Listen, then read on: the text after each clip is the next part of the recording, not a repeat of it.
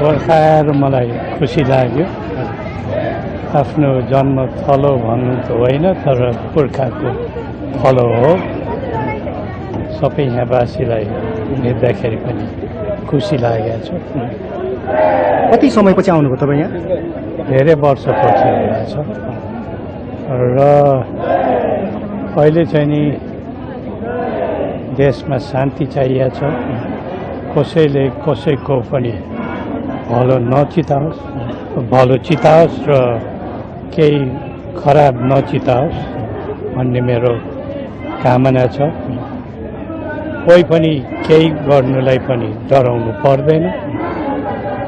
देशको शान्ति कायमै होस्, देशमा विकास होस् र सबैलाई सुख र समृद्धि होस् भन्ने मेरो कामना।